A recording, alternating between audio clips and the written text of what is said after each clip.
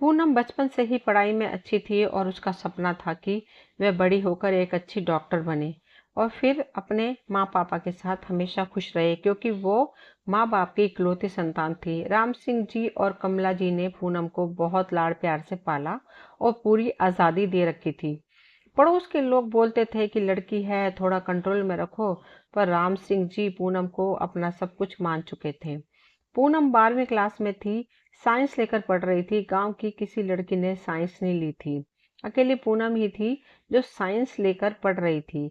अब पूनम का सपना सच होने में कुछ ही दिन बचे थे, तो 12वीं के बाद नेट का एग्जाम पास कर मेडिकल कॉलेज में दाखिला मिल जाता। लेकिन तभी एक घटना घट गई। पूनम कॉलेज गई थी और उसके मम्मी पापा नानी के घर जा रहे थे, तभी रास्ते में बस का एक्सीडेंट हो गया और दोनों ही नहीं रहे। पूनम कॉलेज से घर आकर अपनी मम्मी पापा को फोन लगा रही थी तो उनका फोन नहीं लग रहा था। अपने नाना के घर फोन लगाया तो पता चला कि वह अभी तक नहीं पहुंचे हैं। तभी गांव में एक खबर लहर की तरह फैल गई कि मथुरा जाने वाली एक बस का एक्सीडेंट हो गया है और 16 लोग मर गए हैं और कई लोग घायल हैं। पूनम एकदम से डर गई कि कहीं माँ पापा तो उसी बस में नहीं थे। वो दौड़कर चाचा चाची के घर गई जो घर के बगल में ही रहते थे। चाचा तो कभी कभी पूनम से बात कर लिया करते थे, लेकिन चाची हमेशा मुंह बना कर ही रखती थी। लेकिन पूनम को रोते हुए दौड़कर आता देखकर चाची में भी ममता छा गई। चाचा घर में नहीं थे तो चाची को ही गले से लगा लिया और रोने लगी। चाची बोली, क्या हुआ पूनम, क्यों रो रही हो? पूनम बोली, माँ पापा नाना नानी के घर जा रहे थे और एक एक्सीडेंट हुआ है और माँ पापा का फोन नहीं लग रहा है। मुझे बहुत डर लग रहा है। चाची बोली, डरो मत, वो उस बस में नहीं होंगे। कब गए थे? तो उसने बताया कि मुझे नहीं पता, मैं कॉलेज से अभी आई हूँ। सुबह माँ पापा कह रहे थे कि नाना जी की तबीयत ठीक नहीं है, उनसे मिलने जाएंगे और शाम तक या कल सुबह तक लौट आएंगे। चाची बोली, रुक, तुम्हारे चाचा को कॉल करती हूँ। जब तक फोन ढूंढ रही थी तब तक पूनम के चाचा का फोन आ गया और वह इतना ही बोले कि भैया भाभी नहीं रहे। मीना, मैं एक्सीडेंट गाड़ी के पास ही हूँ। वहां से बहुत रोने की आवाजें आ रही थी। मीना यानी पूनम की चाची धम से गिर गई और गला फाड़ फाड़ कर रोने लगी। गांव में भले ही लड़ाई झगड़े हों, लेकिन अपने दुख में तुरंत साथ हो लेते हैं। पूनम बच्ची नहीं थी, वो समझ गई थी कि उसका शक जो था वो सही था। पूरा गांव पूनम की चाची के घर आने लगे। गांव वाले कभी पूनम की चाची को चुप कराते तो कभी पूनम को। पूनम के चाचा पूनम के माता पिता को लेकर के अस्पताल गए, जहां राम सिंह जी और कमला जी को मृत घोषित कर दिया गया। पुलिस ने दोनों के मृत शरीर पूनम के चाचा को नहीं दे रही थी, क्योंकि एक्सीडेंट होने के कारण उनका पोस्टमार्टम भी तो करना होता है। पूनम रो रो कर सोच रही थी कि ये क्या हो गया भगवान। सुबह मेरी दुनिया में सब थे और अब कुछ भी नहीं है। सभी के समझाने पर पूनम चुप हो जाती और फिर से रोने लगती, लेकिन उसने यह कभी नहीं सोचा था कि मेरे माता पिता मुझे इस तरह अकेला छोड़कर चले जाएंगे। दूसरे दिन पूनम के घर में क्रियाक्रम करने के लिए सब कुछ तैयार होने लगा। उधर से पूनम के चाचा भी दोनों के मृत शरीर को लेकर गांव पहुंच गई। पूरा गांव रो रहा था। पूनम के ननिहाल पक्ष से भी सब लोग आ गए थे। पूनम के कोई भाई नहीं था और पूनम लड़की थी, तो गांव वाले सोचने लगे कि मुखाग्नि कौन दे। तभी पूनम बोली, मैं दूंगी मुखाग्नि। गांव वाले और घर वाले पूनम को मना करने लगे तो पूनम चाचा के गले लगकर बोली, मैं दूंगी मुखाग्नि। छोटे पापा बोलिए ना, सबको, मैं ही पापा का बेटा हूँ। चाचा ने सबके खिलाफ जाकर पूनम को ही मुखाग्नि देने के लिए तैयार कर लिया। पूरा गांव देख रहा था कि आज तक गांव में ऐसा कभी नहीं हुआ था।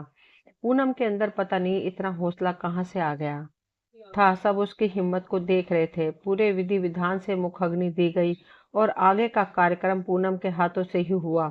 पूरा क्रियाक्रम खत्म करने के बाद नाना मामा पूनम को लेकर अपने घर चले गए और घर में ताला लगा दिया गया।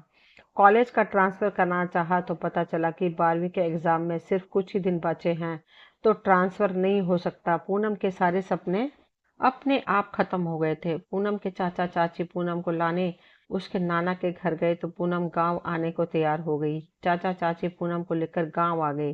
पूनम के मामा का मन तो नहीं था भेजने का, लेकिन पूनम ने कहा तो भेज दिया। अब पूनम गांव के घर में अकेली थी तो चाचा चाची के साथ रहने लगी। इन सब चीजों में 2 महीने निकल गए। पूनम की पढ़ाई भी खराब हो गई थी। जो पूनम 12वीं टॉप करके मेडिकल की पढ़ाई करना चाह रही थी, अब पास होना भी उसके लिए कठिन सा लग रहा था। फिर भी माँ पापा को याद करके पढ़ाई करने लगी। तब धीरे धीरे चाची के तेवरे बदलने लगे। चाचा के सामने चाची कुछ ना बोलती। चाचा नहीं होते तो पूनम से घर का काम करने को बोल देती। पूनम न चाहते हुए भी सारा काम करती। इसी तरह समय बीतता गया और पूनम के 12वीं के एग्जाम भी आ गए। किसी तरह पूनम ने एग्जाम दी, लेकिन सेकंड पेपर खराब होने के कारण रिजल्ट बेहतरी नहीं ला पाई। रिजल्ट आने पर पूनम प्रथम स्थान से पास हुई। अब कुछ दिन बाद मेडिकल का एग्जाम था और पूनम ने तैयारी नहीं की थी, तो चाचा ने भी बोल दिया कि मत दो एग्जाम। तो पूनम बोली, मुझे एग्जाम देना है चाचा। तभी चाची के बीच में ही बोल पड़ी कि किसी की कभी सुनती है जो अब सुनेगी। गांव की लड़कियों की 10वीं के बाद ही शादी हो जाती है। इतना पढ़ लिया ना, अब नहीं पढ़ना है। कल बुआ का कॉल आया था, बता रही थी कि अच्छा लड़का है तो शादी करवा दें इसकी। तभी पूनम के चाचा बोले, तुम चुप रहो मीना। लेकिन चाची कहाँ चुप रहने वाली थी।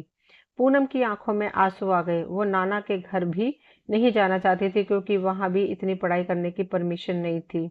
अब पूनम माँ पापा को याद करके रोने लगी। चाचा बोले, बेटा गांव में सब कोई ऐसे ही बोलते हैं, और ये भी बोलते हैं कि माँ बाप के मर जाने के बाद कौन ख्याल रखेगा। तो मैं भी सोच रहा हूँ कि तुम्हारी शादी करवा देता हूँ। पूनम बोली, मुझे अभी नहीं करनी है शादी चाचा। तभी चाचा ने कहा, देखने में क्या दिक्कत है, तुम्हारी बुआ बता रही है कि लड़का इंजीनियर है और मथुरा में उनका अपना मकान है। तो पूनम बोली, शहर में शादी, इसका मतलब तो इनकी डिमांड बहुत होगी। आप परेशान ना हो छोटे पापा, अभी नहीं करनी है हमको शादी। उसके चाचा बोले, बेटा अब तेरी हिस्से की जमीन जायदाद का क्या होगा, हम चाहते हैं अच्छे से बेचकर तुम्हारी शादी कर देते हैं। तो पूनम कुछ नहीं बोल पाई, मन महसूस कर रह गई बेचारी। अब तो बस एक ही सपना रह गया कि ससुराल में बसना है, वरना जिंदगी भर ताने मिलेंगे। कुछ दिन हुए, पूनम को देखने वाले लड़के आए। उनके साथ पूनम की बुआ भी आई थी। बुआ कुछ बोलती उससे पहले ही पूनम ने बुआ से अकेले मिलकर बता दिया कि मैंने अपने हिस्से की जमीन और सब कुछ छोटे पापा को दे दिया है, इसलिए उन लोगों के सामने आप कुछ मत बोलिएगा, वरना ज्यादा डिमांड करेंगे। बुआ की भौं सिकड़ गई। वो तुरंत पूनम की चाची के पास जाकर पता नहीं क्या क्या बातें करने लगी। पूनम पढ़ने में ठीक थी, तो पढ़ाई को लेकर उनको टेंशन नहीं थी। वो सोच रही थी कि अगर खाना बनाना या कुछ और पूछ लिया तो क्या जवाब देगी। पूनम उन लोगों के पास गई तो सब पूनम को पढ़ाई और उसके नाम के बारे में पूछा और बोल दिया कि जाओ। पूनम की सांस अटकी थी। वे अंदर कमरे में आई और उसने राहत की सांस ली। पूनम ने किसी को नहीं देखा, बस उसने सिर्फ अपनी सास को देखा था। सभी लोग खाना पीना खाकर चले गए, तो जाते समय सबके सामने पूनम फिर आई और सबको प्रणाम किया। तो पूनम की सास पूनम के हाथ में 2000 रुपये देकर बोली, हमेशा खुश रहो, हंसते हुए अच्छी लगती हो। पूनम मुस्कुरा दी और पैसे चाची के हाथ में दे दिए। बुआ आई तो थी, लेकिन वो उन लोगों के साथ नहीं गई, क्योंकि 2 दिन बाद सब लड़का देखने जाएंगे, तो मैं भी इन लोगों के साथ ही चली जाऊंगी, बोलकर वो रह गई। बुआ ने पूनम से कहा, पैसे अपने पास रखो बेटी। तो पूनम बोली, मैं क्या करूंगी बुआ जी, चाचा चाची के पास जाएंगे तो कुछ काम आ जाएंगे। अब 2 दिन बाद लड़के के घर पूनम के चाचा और बुआ गए। लड़के वाले बुआ के पड़ोस के ही थे, तो बुआ सब जानती थी, लेकिन फिर भी एक बार देखना तो बनता है। जाकर देखा तो घर शानदार बनाया हुआ था और बाप एक ही बेटा है। सब देखकर पूनम के चाचा को सब कुछ पसंद आ गया और वो सोचने लगे कि कम दहेज की बात तो हम कर भी नहीं सकते। इतना अच्छा घर, इतना पढ़ा लिखा लड़का। अब बात लेन देन की आई तो चाचा बोले, मैं केवल 5 लाख ही दे पाऊंगा, इससे ज्यादा नहीं हो पाएगा। तो लड़के का पिता बोला, आप जितना दे सकते हैं दे, और नहीं कर सकते तो भी कोई बात नहीं है, लेकिन लड़के की कुछ डिमांड है, लड़के को बुलेट और सोने की चेन दे देना। तो पूनम के चाचा मान गए। अब उनको 10 लाख रुपए शादी के लिए इकट्ठे करने थे। उधर पूनम के मामा और परिवार के सब लोगों को बात पता चली, तो वो तुरंत पूनम के घर आ गए और पूनम के हिस्से और घर को अलग करने की बात करने लगे। और एक्सीडेंट का मुआवजा भी 4 लाख रुपए मिलने वाले थे, तो उन्हें भी पूनम के नाम करने को बोल रहे थे। पूनम सब कुछ देख रही थी। उसके चाचा बहुत उदास थे। पूनम बचपन से ही चाचा को छोटे पापा बोलती आई थी, तो पूनम को ऐसा लग रहा था जैसे उसके छोटे पापा के साथ ही गलत हो रहा है। तो वो बोली कि मैं बड़ी हो चुकी हूँ मामा जी, और मैं चाहती हूँ कि मेरा सब कुछ छोटे पापा ही रखें। मुझे यहाँ से कहीं नहीं जाना है, छोटे पापा जो चाहेंगे वो करेंगे, आप बीच में मत बोलिए। पूनम की बातें सुनकर मामा को लगा कि उसका काम नहीं बनने वाला है, तो वह पूनम को समझाने की कोशिश करने लगे। तो पूनम ने कहा मैं जो बोल रही हूँ वही होगा, क्योंकि मैं नहीं चाहती कि मेरी वजह से घर में परेशानी हो, वरना मैं शादी भी नहीं करूंगी और किसी से बात भी नहीं करूंगी और घर से भाग जाऊंगी। रोते हुए घर के अंदर चली गई। चाची भी पूनम के पीछे पीछे गई और उसे गले से लगाकर रोने लगी और बोली, कहीं नहीं जाने देंगे तुमको बेटा, तुम हम लोगों के साथ ही रहोगी। पूनम को चाची का अपनापन अच्छा लगा। अब चाचा और मामा में तू मैं होने लगी। फिर मामा बोले कि पूनम को जरा सी भी तकलीफ हुई तो हम लोग आपको छोड़ेंगे नहीं, और वहां से चले गए। पूनम के चाचा कुछ देर बाद पूनम के पास गए तो पूनम रो रही थी। चाचा के आने की आहट सुनकर वो सोने का नाटक करके आंखें बंद करके लेट गई। चाचा ने देखा कि पूनम तो सो रही है, तो कंबल डालकर बाहर आ गए। अब चाचा के पास शादी की तैयारी करने का और पैसे का जुगाड़ करने का बहुत कम समय था, क्योंकि 2 महीने बाद शादी थी। पूनम के चाचा लड़के घर और लड़के का बखान करते नहीं थकते थे। पूनम की चाची को बुरा लगता था, लेकिन वो चुप थी, क्योंकि वो चाह रही थी कि जल्दी घर से चली जाए ताकि मेरा सिर न खाए। लेकिन उसका पता नहीं था कि दहेज में 8 लाख खर्च हो रहे हैं। अब पूनम के चाचा शादी की तैयारी करने लगे। पूनम की पसंद की सारी चीजें खरीदी गई, कार्ड भी छपा दिए गए। पूनम ने मामा के घर कॉल करके इनवाइट किया, लेकिन मामा ने आने से इनकार कर दिया। बस नाना ही शादी में आएंगे बोल दिया। शादी के दिन भी नजदीक आ गए। पूनम घर की चौखट पर खड़ी थी तो उसने देखा कि छोटे पापा आए हैं। उसने छोटे पापा को पानी दिया और बोली कि छोटे पापा, आप क्या क्या दे रहे हैं हमें शादी में, हमको तो कुछ पता भी नहीं है। उसके चाचा बोले, क्या करोगी जानकर, अभी तुम्हारी खेलने की उम्र है, टेंशन लेने की नहीं। पूनम बोली, मैं उस घर में जा रही हूँ, मुझे पता होना चाहिए ना। तो पूनम के चाचा बोले कि 5 लाख रुपए, एक गाड़ी और एक चेन और दहेज का सारा सामान मांगा है उन्होंने। तो वो बोली, आपके पास इतने सारे पैसे कहाँ से आएंगे। तो वो हंसकर बोले, क्या मैं कंगाल हूँ, ऐसा क्यों पूछ रही हो। पूनम बोली, नहीं छोटे पापा, छोटे भाई बहन भी है ना, सब मेरे लिए खर्च मत कीजिए। पूनम के चाचा पूनम के सिर पर हाथ रखते हुए बोले, कुछ जमीन बेचनी पड़ी है बेटा, तुम्हारी खुशी बहुत जरूरी है मेरे लिए। मैं नहीं चाहता कि कुछ लेन देन के लिए तुम्हें भी ताने सुनने पड़े। मैं भी तुम्हारा पिता हूँ। पूनम इमोशनल होकर सीने से लग गई। चाचा भी इमोशनल हो गए। पूनम बोली, आप मेरे लिए बहुत कर रहे हैं छोटे पापा। ऐसा कहकर पूनम चली गई। देखते ही देखते शादी का दिन भी आ गया और पूनम के चाचा की पूरा गांव तारीफ कर रहा था कि सारे काम आपने अच्छे से संभाले। पूरे विधि विधान से पूनम की शादी कर दी गई और वो ससुराल चली गई। पूनम के साथ उसके चाचा की लड़की भी आई थी, क्योंकि वो छोटी थी तो रोने लगी कि मुझे भी दीदी के साथ जाना है, तो वो उसको अपने साथ ही ले आई। ससुराल आने के बाद पूरी विधि विधान से सारी रस्म निभाई गई। बाकी का फंक्शन शाम को था। तो कुछ देर के बाद पूनम को आराम करने के लिए उसके कमरे में पहुंचा दिया गया। अमन ने भी अभी तक पूनम से बात नहीं की थी। पूनम रात भर शादी में जगी थी और फिर सफर में थकी हुई थी, तो पलंग पर लेटते ही सो गई। अमन आकर चेयर पर बैठे बैठे सो गया। 2 घंटे बाद सास दरवाजे पर आई और बोली, बेटा शाम को पूजा है, 3 बजने वाले हैं, अब सभी पूजा में आएंगे तो उठ जाओ, सब देखने आएंगे तुमको। तभी पूनम ने देखा कि अमन चुपचाप माँ के पीछे खड़ा था। सास चली गई तो पूनम बोली, आप कुछ बोलते क्यों नहीं। तो अमन हंसकर बोला, क्या बोलूं, वही सोच रहा हूँ। पूनम बोली, ठीक है सोच लीजिए, जब सोच लीजिएगा तो बोलिएगा, मैं इंतजार करूंगी। अमन बोला, आप थकी थी तो मैंने सोचा आप आराम कर लेंगी तो न अच्छा रहेगा, इसलिए कुछ नहीं बोला। पूनम बोली, आप कहाँ थे। अमन बोला, पिछले 2 घंटे से यही रूम में था, आप सो रही थी। पूनम बोली, मुझे बहुत नींद आ रही थी इसलिए मैं सो गई, सॉरी। अमन बोला, अरे कोई बात नहीं, आराम करना जरूरी था, फिर क्या था। शाम के लिए मेहमान आने लगे। सब औरतें पूनम की बहुत तारीफ कर रही थी। रात को पूनम के साथ उसके लिए खाना लेकर आई, तो खाने को देखकर पूनम ये भूल गई कि नई शादी हुई है। पूरा पेट भरकर खाना खाया और फिर सासू माँ से आज्ञा लेकर रूम में चली गई। तभी उसे अचानक याद आया कि वो रिया को साथ लाई थी। वे बेचैन हो गई। अब कहाँ वह किसी को जानती थी, नहीं थी जो किसी से पूछे। पूनम की निगाहें अमन या सास को ढूंढ रही थी। तभी पड़ोस की एक नंद आई तो उसको बोलकर भेजा कि आप मम्मी जी को बुला दीजिए प्लीज। वो चिल्लाते हुए बोली, चाची आपको भाभी बुला रही है। तो सास तुरंत ऊपर आ गई और बोली, क्या हुआ बहू। तो पूनम रोते हुए बोली, मम्मी जी मेरी छोटी बहन कहाँ है, मुझे ध्यान ही नहीं रहा और मैं सो गई, अभी तक मैंने उसको नहीं देखा है। बहू तुम इतना परेशान क्यों हो रही हो, वो मेरी भी तो बेटी है। तुम्हारी बुआ तुम्हारे सोने के बाद यहाँ आई थी तो रिया को अपने साथ ले गई। रिया जाना नहीं चाह रही थी, लेकिन यहाँ भी बहुत मेहमान थे तो मैंने भेज दिया। तुम इतनी चिंता मत करो इन सब के लिए। अब मैं हूं ना, मैं उन सास जैसी नहीं हूँ जो बोले कि मुझे अगली साल दादी बनना है। पूनम बोली, थैंक यू मम्मी जी। उसकी सास कुछ बोलती उससे पहले कोई औरत चिल्लाई, विमला जी आइए। पूनम की सास बोली, अब तुम आराम करो। ये कहकर चली गई। पूनम ने सुकून की सांस ली और सोचने लगी कि सास इतनी अच्छी होती है क्या। अगली सुबह अमन पूनम के पास आकर बोला, क्या मैं आपको एक बात बोल सकता हूँ पूनम? तभी पूनम बोली, हाँ बोलिए ना। पूनम, मैं माँ का इकलौता बेटा हूँ और मैं हर बात माँ की मानता हूँ। ये इतनी धन दौलत ये सब माँ की कमाई हुई है। माँ दिल की बहुत अच्छी है, बस उनको झूठ से बहुत नफरत है और लोग अनुशासन में ना रहे तो उनको बुरा लगता है। और आप आज से मेरी परछाई हैं, तो इसलिए मैं चाहता हूँ कि आप माँ को एक बेटी की तरह नहीं, एक बेटे की तरह प्यार करें।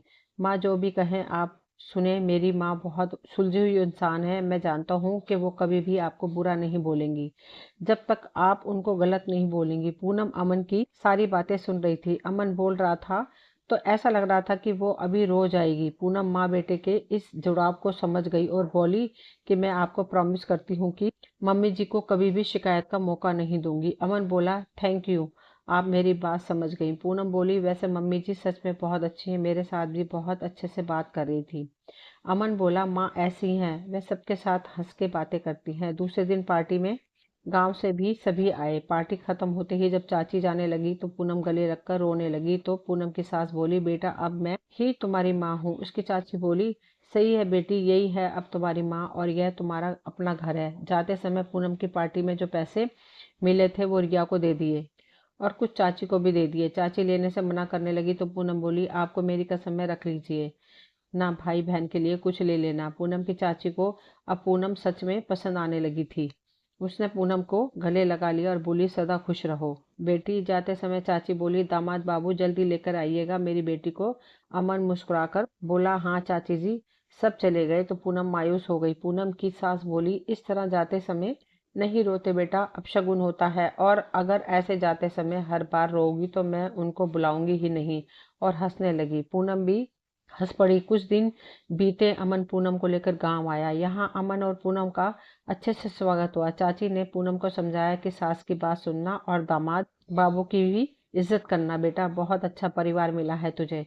चलते समय पूनम ने बच्चों को कुछ पैसे दिए और चाची को बोली कि चाची बच्चों को मारिएगा नहीं। चाची बोली, नहीं मारूंगी, और आंखों में आंसू आ गए चाची के भी और पूनम के भी। जब अमन ने चाचा जी को प्रणाम किया तो चाची हाथ जोड़कर और चाचा हाथ जोड़कर बोले, बेटा मैंने अपनी बेटी को बहुत नाजुक से पाला पोसा है। भगवान ने उसको बहुत दुख दिए हैं। आप कभी भी उसकी आंखों में आंसू नहीं आने देना। और इमोशन हो गए। अमन बोला, आप चिंता ना करें चाचा जी, आप तो हमेशा मुस्कुराएगी। ऐसा कहकर वे दोनों घर से निकल गए। अब अमन की छुट्टियां भी खत्म होने वाली थी तो पूनम थोड़ा उदास थी, क्योंकि ससुर दुकान चले जाते थे, सास अपनी बुटीक संभालती थी। बस अमन था जो दिन भर पूनम के साथ रहता था, लेकिन उसको काम पर जाना था। तो अब पूनम दिन भर घर में अकेली रहेगी और शाम को सब मिलेंगे। घर पहुंचने के बाद सब ठीक रहा। पूनम सफर से थकी थी तो सास ने पूनम को आराम करने को बोल दिया। रात को सब एक साथ खाना खाने बैठे तो पापा ने पूछा, कब है दिल्ली की फ्लाइट? अमन बोला कि कल 11 बजे। पूनम नाराज थी तो सास बोली कि बेटा अभी नहीं नहीं हो, 1-2 महीने यहाँ पर रहो, फिर छुट्टी में आइएगा तो आपको भी ले जाएगा। तो पूनम का चेहरा थोड़ा ठीक हुआ। अगले दिन जब अमन जाने लगा तो पूनम रोने लगी। तभी अमन बोला कि माँ ये सब देखेगी तो गुस्सा करेगी, उनको आते जाते उदास चेहरा पसंद नहीं है। सास के नाम पर पूनम ने तुरंत आंसू पोंछ लिए। अमन देखकर खुश हो गया और पूनम को गले से लगा लिया। फिर अमन ने कमरे से बाहर आकर माँ बाप के पैर छुए और बोला, माँ अपनी बेटी का ख्याल रखेगा। पूनम अमन को देख रही थी। अमन की बातें सुनकर पूनम की सास मुस्कुराने लगी और बोली, तू टेंशन मत लेना, मेरी बेटी को बहुत अच्छे से रखूंगी मैं। तभी अमन पूनम की तरफ देखते हुए बोला, पूनम तुम भी माँ का ध्यान रखना, सुन लिया ना? माँ और पूनम दोनों हंसने लगी। अमन चला गया। पूनम की सास और पूनम ने नाश्ता किया। उसकी सास बोली, बेटा अब तू क्या करना चाहती है? कुछ होगा जो तुमने बचपन से ही सोच कर रखा होगा। पूनम बोली, वो अब नहीं हो सकता है मम्मी जी, इसलिए अब उसके बारे में क्या सोचना। सास बोली, फिर भी बताओ तो सही। पूनम बोली, मैं डॉक्टर बनना चाहती थी लेकिन नहीं बन पाई। माँ पापा के लिए सपना था, अब सपना ही रह गया। अब माँ पापा नहीं है तो सपना भी नहीं है। इतना कहकर पूनम अपने माता पिता को याद करके रोने लगी। तभी पूनम की सास बोली, रो मत बेटा, मैं भी तुम्हारी माँ ही हूँ। देखो बेटा, खाली दिमाग शैतान का घर होता है। अभी तुम बहुत छोटी हो, तो अभी से घर और परिवार के चक्कर में मत पड़ो, मेहनत करो और कुछ बन जाओ। तुम डॉक्टर बनना चाहती हो तो मैं भी एक डॉक्टर की माँ बनना चाहती हूँ। क्या तुम मुझे एक डॉक्टर की माँ बनने का सौभाग्य नहीं दोगी? तो पूनम बोली, अमन जी क्या कहेंगे? सास बोली, अमन का क्या है, उसने अभी दुनिया नहीं देखी है। वो मना कर देगा तो मैं मना लूंगी। तुमको करना है वो मुझे करवाना है बस। तभी पूनम ने कहा कि ठीक है, मैं डॉक्टर बनूंगी। तो पूनम की सास ने तुरंत पूनम के चाचा को कॉल लगाया और बोली, समधी जी एक काम कर सकते हो? तो पूनम के चाचा बोले, क्या हो गया जी, बोलिए ना। पूनम की सास बोली, मेरी बेटी की पढ़ाई के सारे सर्टिफिकेट दे दीजिए, मैं यहाँ इसका एडमिशन करवा दूंगी। पूनम के चाचा बोले, जरूर, क्यों नहीं, मैं सब कुछ कल ही ला दूंगा। पूनम के चाचा दूसरे ही दिन पहुंच गए। सास ने पूनम की नीट की प्रिपरेशन करने के लिए ट्यूशन दिलवा दिया। काफी समय से पढ़ाई छोड़ने के बाद फिर से पढ़ना पूनम को अटपटा लग रहा था, लेकिन उसको अब ये करना था तो वो मेहनत करने लगी। सुबह कोचिंग जाती, दिन भर कमरे में पढ़ती और शाम को भी ट्यूशन जाती। पूनम ने पूरी 1 साल मेहनत की। 1 साल तक घर में एक नौकर रखा गया ताकि पूनम को दिक्कत ना हो। पूनम अपनी सास को मम्मी जी से माँ जी और माँ जी से कब सिर्फ माँ कहने लगी पता ही नहीं चला। उसकी सास को पढ़ाई समझ में नहीं आती थी, लेकिन पूनम को मोटिवेट बहुत करती। उसके बालों को चंपी करना, कभी कभी बुक पढ़ती पढ़ती तो वो कब सास की गोद में सो जाती पता ही नहीं चलता था। सास ने उसको बहू समझना ही छोड़ दिया था, बस उसको अपनी बेटी बनाकर रखती थी। सास की हिदायत थी कि बिना मतलब के मोबाइल नहीं छूना है। पूनम सब कुछ वैसे ही फॉलो करती जैसा सास कहती थी। अमन एग्जाम से 2 दिन पहले ही आ गया था। एग्जाम वाले दिन पूनम सुबह सुबह तैयार हो रही थी तो सास ने आकर कहा, सिर्फ थोड़ा सा सिंदूर लगा लो बेटा, और कुछ भी मत पहनो, नहीं तो एग्जाम सेंटर में दिक्कत रहेगी। पूनम हंसकर बोली, आप कैसे जानती हैं माँ? सास बोली, मैं इतनी पढ़ी लिखी नहीं हूँ, लेकिन मेरे बुटीक में जो लड़कियां आती हैं तो वो बताती है ना कि एग्जाम सेंटर में सारे जेवर उतरवा देते हैं। पूनम ने भगवान के आगे हाथ जोड़े, फिर अपने माँ बाप को याद किया, फिर वो सास के पैर छुए तो सास बोली, एग्जाम में टॉप आना बेटी। पूनम खुश होकर सास के गले लग गई और बोली, माँ सच में मैं बहुत लकी हूँ कि आप मेरी माँ हैं। मैं उससे बोल सकती हूँ कि मेरी माँ जैसी कोई सासू माँ नहीं है। पूनम अपने शहर के टॉप 5वें नंबर पाई थी। उसने दिल्ली एम्स में एडमिशन लिया, जहाँ अमन भी काम करता था। पूनम की सास की सख्त हिदायत थी कि जब तक पूनम डॉक्टर नहीं बन जाती है तब तक तुम लोग बच्चा नहीं करोगे। धीरे धीरे पूनम की पढ़ाई कंप्लीट हुई और अब पूनम मथुरा में एक अच्छी जानी पहचानी डॉक्टर बन गई और सारा क्रेडिट अपनी नई माँ यानी सासू माँ को देती और मन ही मन भगवान का शुक्रिया अदा करती कि माँ पापा छीनने के बाद इतने अच्छे लोगों के साथ मेरा रिश्ता जोड़ दिया। दोस्तों, ये कहानी यहीं तक थी। आप सबसे ये गुजारिश है कि प्लीज़ चैनल को सब्सक्राइब करें, वीडियो को लाइक शेयर करें। मिलती हूँ अगली एक नई कहानी में, तब तक के लिए थैंक यू।